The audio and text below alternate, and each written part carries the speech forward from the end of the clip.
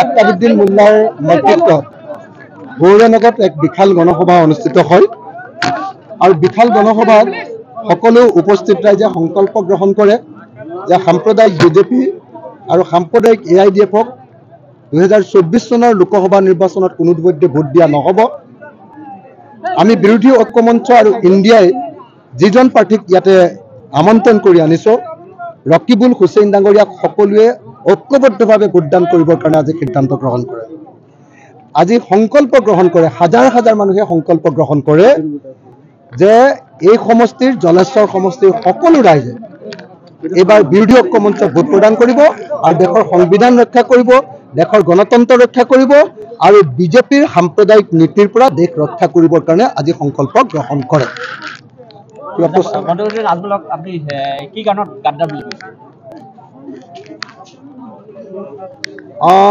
সমগ্ৰ সংখ্যালঘু ৰাইজে আজি চিঞৰি চিঞৰি কৈছে যে বদৰুদ্দিন আজমল ডাঙৰীয়া সংখ্যালঘুসকলৰ গাদ্দাৰ, বেইমান বা বিশ্বাসঘাতক। আজি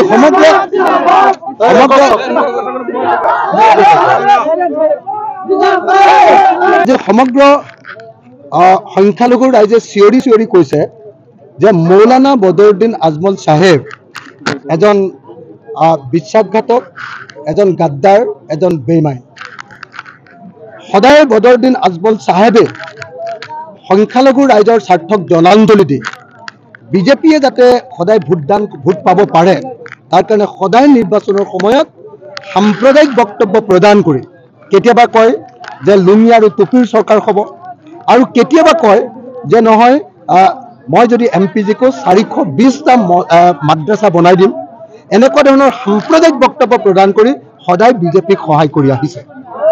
আজি বিজেপি চৰকাৰে সংখ্যালঘুসকলৰ ওপৰত ইটোৰ পিছত সিটো অন্যায় কৰিছে।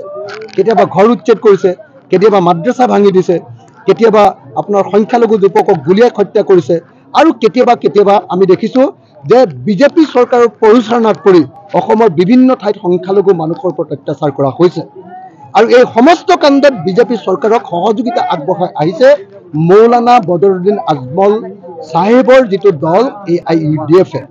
সেইকাৰণে সমগ্ৰ সংখ্যালঘু ৰাইজে আজি মুক্ত কণ্ঠে ঘোষণা কৰিছে যে মৌলানা বদৰুদ্দিন আজমল ডাঙৰীয়া এজন বেইমান, মৌলানা বদৰুদ্দিন আজমল ডাঙৰীয়া এজন গাদ্দাৰ, মৌলানা বদৰুদ্দিন আজমল ডাঙৰীয়া এজন বিশ্বাসঘাতক আৰু তেওঁ সংখ্যালঘু ৰাইজক বিশ্বাসঘাতকতা কৰি যোৱা 15 বছৰ শাসনত আছিল।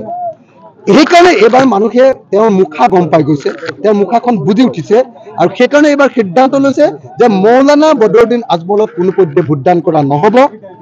এইবাৰ বদৰুদ্দিন আজমল ডাঙৰীয়াৰ পাৰ্টি AIDF-ক 3টা লোকসভা সমষ্টিতে পৰাজিত কৰা হ'ব। 24ত লোকসভা মুক্ত হৈ যাব বদৰুদ্দিন আজমলৰ পাৰ্টি AIDF আৰু তাৰপিছত 2026 চনত অসমৰ সকলো সমষ্টিতে মৌলানা বদৰুদ্দিন আজমল নেতৃত্বাধীন AIDF-ৰ প্ৰত্যেকজন MLA-ক পৰাভূত কৰা হ'ব। এই সিদ্ধান্ত এতিয়া সংখ্যালঘু ৰাইজে মুকলিকৈ ঘোষণা কৰিছে। অৰ্থাৎ 2026 চনত AIDF মুক্ত হ'ব অসম আৰু AIDF মুক্ত কৰি অসমৰ ৰাইজে এইবাৰ 2026 চনত অসমত বিৰোধী ঐক্যমঞ্চৰ চৰকাৰ গঠন কৰিবলৈ সিদ্ধান্ত গ্ৰহণ কৰিছে। গতিকে মই ভাবোঁ যে AIDF-ৰ বিদায়কাল আসন্ন, AIDF-ৰ বিদায়কাল আসন্ন হোৱাৰ কাৰণে বদৰুদ্দিন আজমল ডাঙৰীয়াই আচলতে অত্যন্ত ভয় খাইছে। সেইকাৰণে তেওঁ বহুত অস্থিৰ হৈ পৰিছে।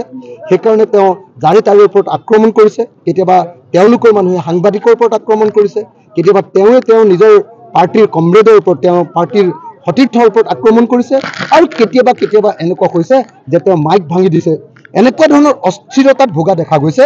মুঠতে এইবাৰ 2024 চনটো বদৰুদ্দিন আজমলৰ ৰাজনৈতিক জীৱনৰ কেৰিয়াৰ শেষ হ'ব আৰু 2026 চনত AIDF-ৰ সমগ্ৰ AIDF-ৰে ৰাজনৈতিক কেৰিয়াৰ খতম হৈ যাব। বদৰুদ্দিন আজমলে কিন্তু সভা সমিতিয়ে দাবী কৰি আছে যে 3 গগৈ 4 গগৈ আহিলেও তেওঁক হেৰুৱাব নোৱাৰে বুলি কৈ আছে। এইখনটো কি?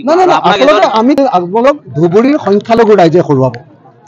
বদৰুদ্দিন আজমলৰ স্বৰূপটো ছিঙি উঠিছে।